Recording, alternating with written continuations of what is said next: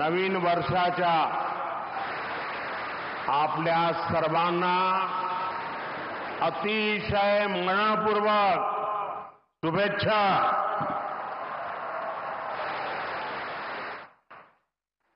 कार्यक्रम में उपस्थित परम पूजनीय सरसंघ चालक जी डॉक्टर मोहन भागवत जी, स्वामी गोविंद गिरी जी महाराज, स्वामी अवधेशानंद गिरी जी महाराज, महाराष्ट्र के लोकप्रिय मुख्यमंत्री देवेंद्र फडणवीस जी, केंद्रीय मंत्रिमंडल में मेरे साथी नितिन गडकरी जी, डॉक्टर अविनाश चंद्र अग्निहोत्री जी, अन्य महानुभाव और उपस्थित सभी वरिष्ठ साथी, राष्ट्र यज्ञ के इस पावन अनुष्ठान में आज मुझे यहां आने का सौभाग्य मिला है। आज चैत्र शुक्ल प्रतिपदा का ये दिन बहुत विशेष है। आज से नवरात्रि का पवित्र पर्व शुरू हो रहा है। देश के अलग अलग कोनों में आज गुड़ी पड़वा, उगादी और नवरेह का त्योहार भी मनाया जा रहा है। आज भगवान झूलेलाल जी और गुरु अंगद देव जी का अवतरण दिवस भी है। ये हमारे प्रेरणा पुंज परम पूजनीय डॉक्टर साहब की जयंती का भी अवसर है और इसी साल राष्ट्रीय स्वयंसेवक संघ की गौरवशाली यात्रा का 100 वर्ष भी पूरे हो रहे हैं।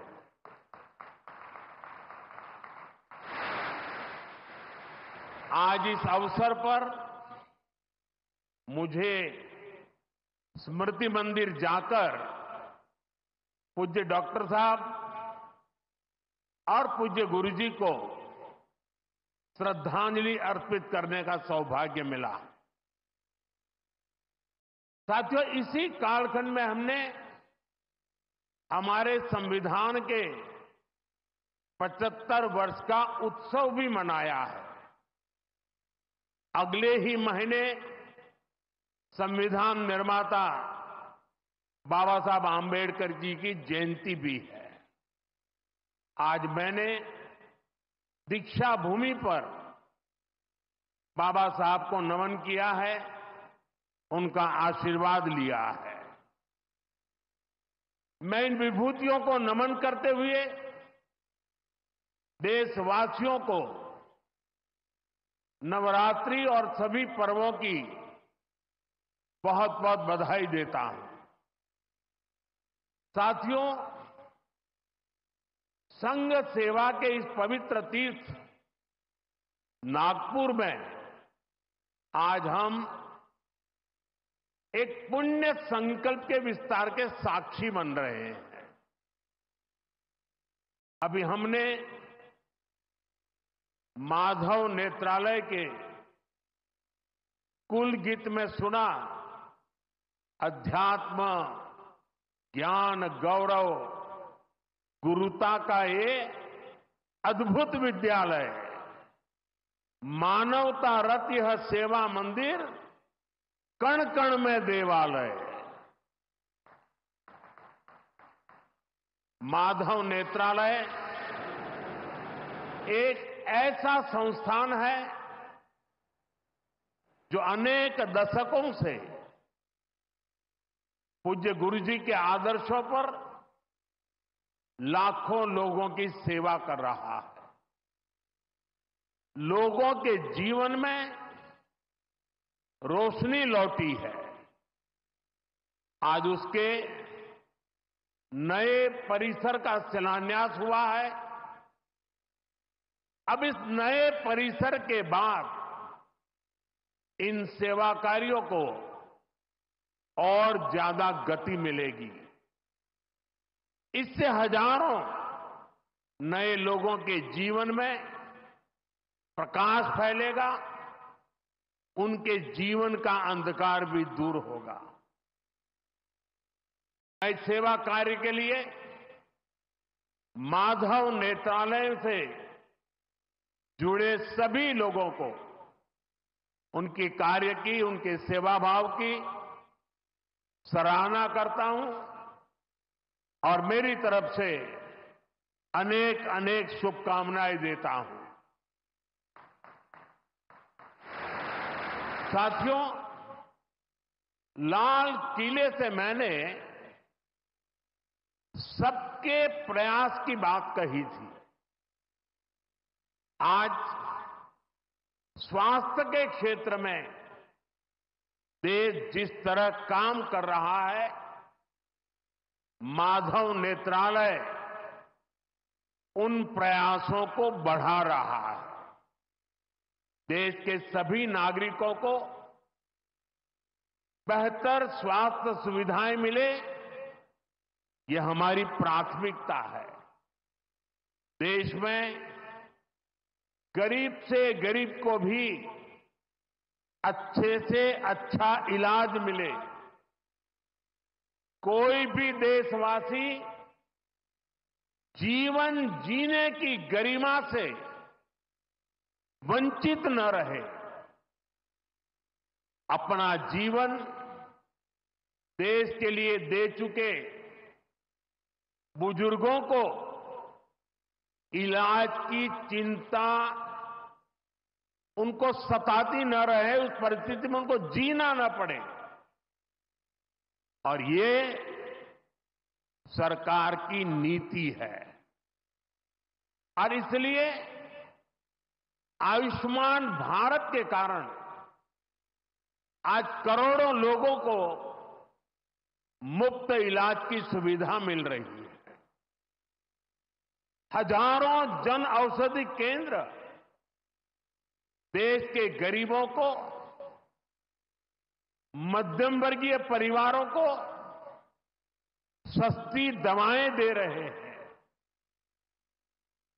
इन दिनों देश में करीब 1,000 डायलिसिस सेंटर जो मुफ्त में डायलिसिस की सेवा का एक यज्ञ चला रहे हैं। इससे देशवासियों के हजारों करोड़ रुपए बच रहे हैं, उनको स्वास्थ्य लाभ हो रहा है। बीते 10 साल में गांवों में लाखों आयुष्मान आरोग्य मंदिर बने हैं, जहां से लोगों को देश के सर्वश्रेष्ठ डॉक्टरों से टेली मेडिसिन से कंसल्टेशन मिलता है, प्राथमिक इलाज मिलता है और आगे के लिए सहायता होती है। उन्हें रोगों की जांच के लिए सैकड़ों किलोमीटर दूर नहीं जाना पड़ रहा। साथियों, हमने न सिर्फ मेडिकल कॉलेजों की संख्या में 2 गुना वृद्धि की है, लेकिन हमने देश में ऑपरेशनल एम्स की संख्या भी 3 गुना बढ़ाई है। देश में मेडिकल सीट्स भी 2 गुनी हुई है। प्रयास यही है कि आने वाले समय में लोगों की सेवा के लिए ज्यादा से ज्यादा डॉक्टर्स और अच्छे डॉक्टर्स उपलब्ध हो। एक बहुत बड़ा साहसिक निर्णय हमने किया। आजादी के बाद पहली बार हुआ इस देश का गरीब का बच्चा भी डॉक्टर बन सके, उसके सपने पूरे हो सके, इसलिए विद्यार्थियों को अपनी मातृभाषा में डॉक्टर बनने की सुविधा हमने उपलब्ध कराई।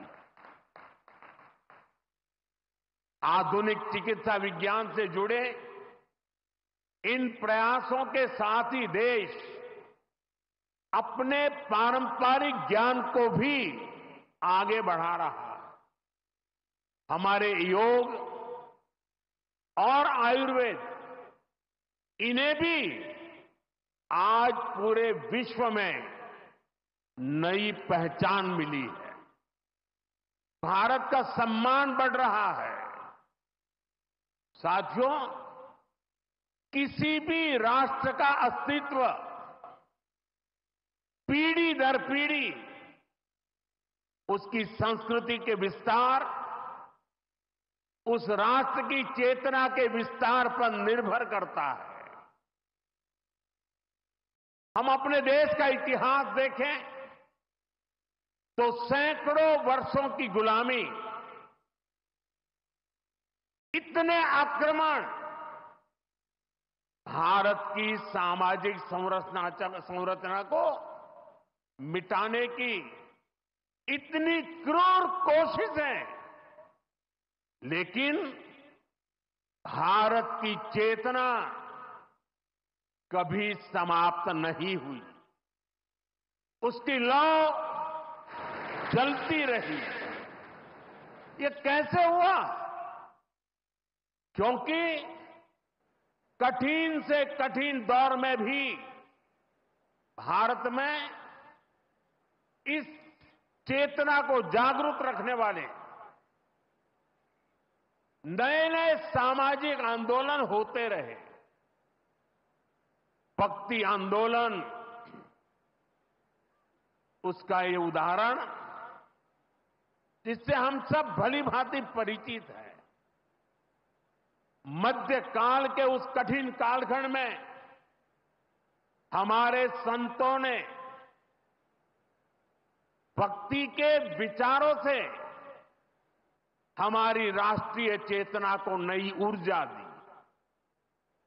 गुरु नानक देव, कबीरदास, तुलसीदास, सूरदास, हमारे यहां महाराष्ट्र में संत तुकाराम, संत एकनाथ, संत नामदेव, संत ज्ञानेश्वर, ऐसे कितने ही संतों ने हमारी इस राष्ट्रीय चेतना में अपने मौलिक विचारों से प्राण फूंके। इन आंदोलनों ने भेदभाव के फंदों को तोड़कर समाज को एकता के सूत्र में जोड़ा।